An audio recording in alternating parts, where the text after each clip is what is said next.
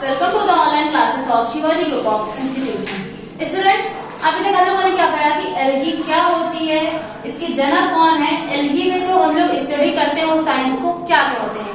अब हम लोग को क्या पढ़ना है कि एल्गी के लक्षण क्या होते हैं, एग्जैक्टली क्या होता है एल्गी में, इसके कैरेक्टर्स क्या क्या होते हैं। तो सबसे पहला कैरेक्टर क्या होगा, जल नमी वाले स्थानों में पाए जाते हैं और कैसे होते हैं, थैलस के आकार के होते हैं।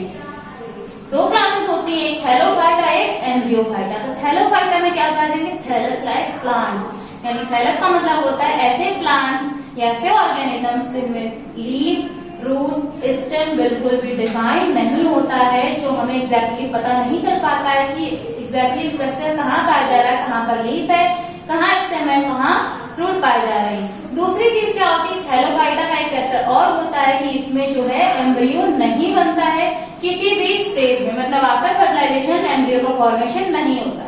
नेक्स्ट क्लास क्या होती है, एम्ब्रियोफाइटा। एम्ब्रियोफाइटा का नाम ही एम्ब्रियोफाइटा, यानी इसमें जो है एम्ब्रियो का फॉर्मेशन होता है। अदर कैरेक्टर जो होते हैं वो सेम रहते हैं, कुछ सिमिलर लेते हैं, लेकिन क्या होता है, भ्रूण का विकास होता है, इसलिए इस क्लास को क्या बोलते हैं, एम्ब्रियोफाइटा। और ये हम लोग क्या पढ़ रहे हैं, थैलोफाइटा के अंतर्गत। तो ये कहाँ पाए जाएंगे, जल और नमी वाले स्थानों में पाए जाएंगे। नेक्स्ट है कि थैलस के आकार के होंगे। नेक्स्ट है कोशिका भित्ति सेलुलोज की। क्यों है, क्योंकि यहाँ पर ये कैरेक्टर किसका बियर कर रहा है, प्लांट का। और हम लोग को अच्छे से पता है कि प्लांट में क्या होता है, सेल वॉल प्रेजेंट होती है और किसकी बनी होती है, सेलुलोज की। तो ये एनिमल तो है नहीं, ये प्लांट का बिहेव कर रहा है, प्लांट की तरह रहता है, प्लांट की तरह फोटोसिंथेसिस कर रहा है, इसलिए इसकी कोशिका भित्ति किसकी बनी होगी, सेलुलोज की।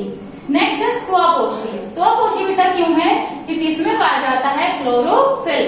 अब स्वपोषी है क्योंकि प्लांट भी कैसे होते हैं, स्वपोषी होते हैं। क्यों, क्योंकि उनमें क्या पाया जाता है, क्लोरोप्लास्ट और क्लोरोफिल, जिसकी वजह से वो क्या करते हैं, फोटोसिंथेसिस। और फोटोसिंथेसिस के बाद वो क्या बनाते हैं, ग्लूकोज बनाते हैं, जिसको फॉर फ्यूचर अपने रूट्स में इकट्ठा कर लेते हैं, लीफ में इकट्ठा कर लेते हैं और उसको धीरे धीरे करके पूरे प्लांट्स में पहुंचाते रहते हैं जब उसको उसकी नीड होती है।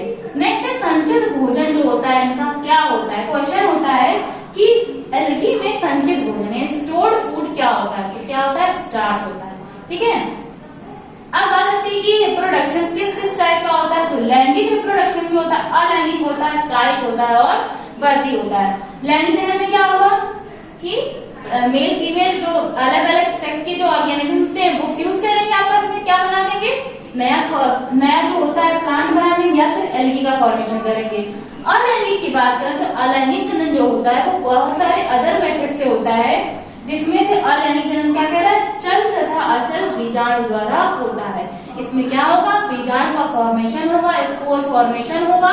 अब अलैंगिक जनन की बात करते हैं तो अलैंगिक जनन जो होता है वो उनके अकॉर्डिंग जब कंडीशन नहीं होती तब नहीं होता है। तो क्या करते हैं, ये आपस में सिस्ट का फॉर्मेशन करते हैं और ये अपने विपरीत कंडीशन है, जो एटमॉस्फेयर के अकॉर्डिंग नहीं होता है तो ये क्या करते हैं, अपने चारों तरफ सिस्ट बना लेते हैं या फिर कुछ अदर तरह से क्या करते हैं, प्रोडक्शन जैसे क्या बना लेंगे, ये चल तथा अचल बीजाणु का निर्माण करेंगे और जब सुटेबल कंडीशन आ जाएगी, यानी इनकी कंडीशन के अकॉर्डिंग हो जाएगी, तभी क्या करेंगे, जनन करते हैं। और क्या करेंगे, फिर क्या होता है, कायिक जनन।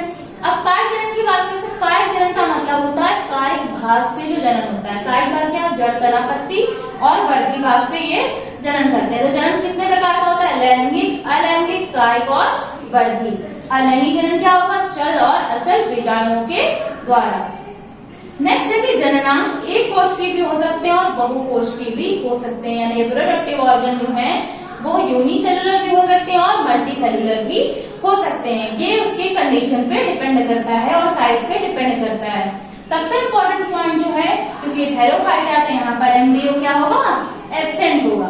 नेक्स्ट है वासस्थान या फिर हैबिटाट। कहाँ रहते हैं एल्गी, तो एल्गी कहाँ रहती, ताजे जल में, फ्रेश वाटर में भी रहता है, गर्म झरनों में भी रहता है और भीगी हुई मिट्टी में यानी नमी वाली जगहों में रहेगा, कीचड़ में भी ये पाया जाता है। जैसे कारा जो शैवाल है वो कहाँ कहाँ पाया जाएगा, ताजे जल में ही पाया जाएगा, गर्म झरने में ही पाया जाएगा, यानी ये हर तरह के एटमॉस्फेयर में प्रेजेंट हो सकता है। आपको क्या रखना है, एग्जाम्पल याद रखना है, जिससे आपको याद है कि हाँ ये एग्जाम्पल है। जैसे कारा, मैंने पूछा आपसे कारा कहाँ पाया जाता है, तो आप इनमें से कुछ भी बोल सकते हैं, ताजल में पाया जाएगा, गर्म झरने में, भीगी मिट्टी में, कीचड़ में, तो कहाँ पाया जाएगा, इन सभी जगह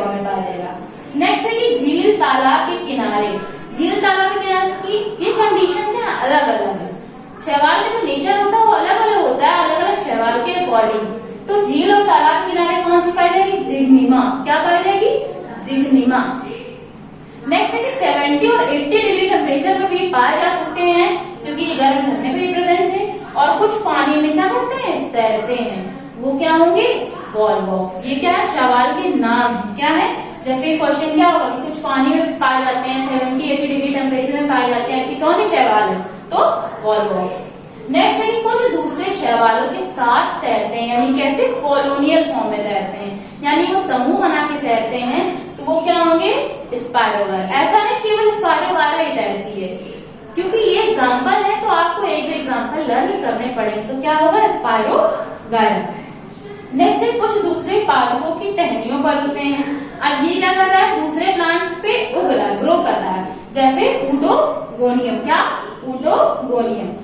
नेक्स्ट है कि कुछ कछुए की पीठ, जो कछुए की पीठ होती है उस पे भी कुछ शैवाल जो होते हैं ग्रो करते हैं, वो रहते हैं उसके ऊपर, जैसे प्रोटोडर्मा। आपको क्या रखना है? मेनली एग्जाम्पल याद रखना है कि कछुए की पीठ पे शैवाल कौन सा रह रहा है? प्रोटोडर्मा। नेक्स्ट है कि कुछ घोंघे के ऊपर रहते हैं। ये सब क्या है? सहजीविता के उदाहरण भी हो सकते हैं। कुछ क्या कह रहे हैं? घोंघे के ऊपर कौन सा है? क्लैडोफोरा। कौन सा? क्लैडोफोरा। नेक्स्ट है कुछ जंतुओं के भीतर रहते हैं, मतलब कुछ क्या कह रहा है? ऊपर रह रहे हैं, कुछ साथ में रह रहा है, कुछ क्या कह रहा है कि बॉडी के अंदर रह रहा है। बॉडी के अंदर कौन सा रह रहा है? जूक्लोरेला। कौन सा? जूक्लोरेला। ये कहाँ रहता है? हाइड्रा के अंदर। हाइड्रा क्या होता है? नाइडेरिया फाइलम का एनिमल होता है हाइड्रा, जिसमें क्या पाई जाती है? स्ट्रिंगिंग सेल्स पाई जाती है, जो क्या करता है? अपनी रक्षा भी करता है उनसे, अपना पोषण भी लेता है उनसे, और गति भी उन्हीं से ही करता है। तो जूक्लोरेला कहाँ पाया जा रहा है? हाइड्रा की बॉडी के अंदर पाया जा रहा है। बेटा ये है सहजीविता का उदाहरण। जैसे अभी तक हमने पढ़ा लाइकेन, उसमें कवक और शैवाल पाई जा रही थी। यहाँ पर ये क्या कर रहा है कि जंतु के भीतर रह रहा है, जूक्लोरेला हाइड्रा के अंदर, उसे नुकसान नहीं पहुंचाएगा। नेक्स्ट है कुछ समुद्र में अधिक पाए जाते हैं। समुद्र में जब अधिक पाए जाएंगे तो वो कौन कौन से होंगे? सार्गोसम, ग्रेसिलेरिया और जेलिडियम। कौन कौन से? सार्गोसम, ग्रेसिलेरिया और जेलिडियम। सो स्टूडेंट्स, आज हम लोगों ने क्या पढ़ा? लेट्स रिवाइज कि शैवालों के लक्षण क्या होते हैं, कैसे पहचानेंगे सामने जो चीज दिख रही है वो शैवाल है या कुछ और है। तो सबसे पहले हम लोग देखेंगे कि वो कहाँ रह रहा है। तो कहाँ रहेगा? जल नमी वाले स्थानों में अगर पाया जाएगा, या फिर स्ट्रक्चर कैसा? वो थैलस की तरीके, यानी डिफाइन नहीं होगा कि क्या कहाँ पे इसका कौन सा स्ट्रक्चर पाया जा रहा है। तो थैलस की तरीके जो स्ट्रक्चर होगा वो क्या होगा? शैवाल। ये चीज हम लोगों ने आइडेंटिफाई करनी। नेक्स्ट क्या होगा? कोशिका भित्ति किसकी होनी चाहिए? सेलुलोज की होनी चाहिए। क्यों? क्योंकि प्लांट की तरह बिहेव करते हैं, प्लांट की तरह न्यूट्रिशन करते हैं, इसलिए कोशिका भित्ति भी प्लांट की तरह, क्योंकि एनिमल में कोशिका भित्ति यानी सेल वॉल नहीं पाई जाती और प्लांट में पाई जाती है तो किसकी? सेलुलोज की। तो इसमें भी क्या है? सेलुलोज की ही कोशिका भित्ति पाई जाएगी। नेक्स्ट है कि स्वपोषी होते हैं। क्यों? क्योंकि ये फोटोसिंथेसिस करते हैं, इनमें क्लोरोफिल प्रेजेंट होता है, प्लांट भी यही करते हैं, इसलिए क्या कहलाते हैं? स्वपोषी या फिर ऑटोट्रॉपिक।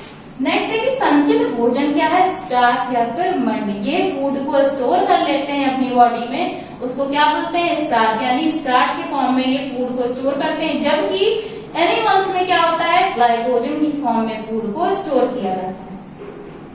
नेक्स्ट है कि जनन लैंगिक भी होगा, अलैंगिक भी होगा, वृद्धि भी होगा और कायम भी होगा। तो लैंगिक जनन क्या होगा? मेल फीमेल के फ्यूजन से होगा। अलैंगिक में क्या होगा? कुछ स्ट्रक्चर्स बनते हैं इनकी बॉडी में, जैसे क्या है कि चल और अचल बीजाणु के द्वारा। ठीक है, मोटाइल और नॉन मोटाइल स्पोर्स के थ्रू क्या होगा? इसमें अलैंगिक जनन होगा, एसेक्सुअल रिप्रोडक्शन होगा। नेक्स्ट है कि जननांग एक कोशिकीय होंगे, बहुकोशीय। रिप्रोडक्टिव ऑर्गन कैसे होंगे? यूनिसेलुलर भी हो सकते हैं और मल्टी सेलुलर भी हो सकते हैं। एम्ब्रियो क्या होगा? एब्सेंट होगा, क्योंकि ये क्या है? थैलोफाइटा। अगर एम्ब्रियोफाइटा होता तो क्या होता? एम्ब्रियो यहाँ पर प्रेजेंट होगा। अब बात करते हैं हैबिटाट की कि मेनली कहाँ पे मिलेंगे हमें? एल्गी। तो ये ताजे पानी में मिलेगी, गर्म झरने में भी मिलेगी, भीगी हुई मिट्टी में, कीचड़ में, इन सब जगह मिलेगी। और इन सबका एग्जाम्पल आपको याद करना है, तो एग्जाम्पल क्या होगा? कारा। क्या होगा? कारा। झील तालाब के किनारे, झील और तालाब के किनारे कौन सी एल्गी मिलेगी? जिग्निमा। क्या? जिग्निमा। नेक्स्ट है कि 70 से 80 डिग्री टेम्परेचर पर और पानी में तैरती अवस्था में कौन सी एल्गी मिलेगी? वॉल्वॉक्स। कौन सी? वॉल्वॉक्स। कुछ दूसरे शैवालों के साथ मिलेंगी, यानी वो कैसे रहेंगी? कॉलोनियल स्टेज में पाई जाएंगी। वो अपनी क्लास के साथ अलावा किसी और क्लास के मेंबर के साथ भी क्या करेंगे? तैरते हुए पाए जाते हैं। तो वो क्या होंगे? स्पायरोगायरा। ये क्या करता है कि अन्य शैवालों के साथ भी तैरता हुआ पाया जाता है। कुछ दूसरे पातों की टहनियों पर उगते हैं, यानी प्लांट्स की ब्रांचेस पे उगते हैं, जिनको क्या बोलते हैं? एग्जाम्पल क्या होगा उनका? ऊडोगोनियम। क्या? ऊडोगोनियम। कछुए की पीठ पर, क्योंकि ये क्या दिखा रहा है? सहजीविता दिखा रहा है। कछुए की पीठ पर कौन सा शैवाल होता है? प्रोटोडर्मा। घोंगे के ऊपर कौन सा? क्लेडोफोरा। कौन सा शैवाल होता है घोंगे की पीठ पर? क्लेडोफोरा। अब ये सहजीविता का सबसे बेस्ट एग्जाम्पल होता है, जैसे लाइकेन में मैंने आपको बताया था, कुछ जंतुओं के भीतर रहते हैं। तो जूक्लोरेला जो शैवाल होती है वो हाइड्रा के भीतर पाई जाती है। जो हाइड्रा जो होता है वो नाइडेरिया फाइला का मेंबर होता है, जो क्या करता है? स्विमिंग सेल्स को बियर करता है अपने प्रोटेक्शन के लिए, अपने न्यूट्रिशन के लिए और बाकी सारी एक्टिविटीज के लिए। कुछ समुद्र में पाए जाते हैं, जो बहुत ज्यादा मात्रा में पाए जाते हैं, जैसे sargassum, gracilaria, geranium. So students, that's all for today. Thank you.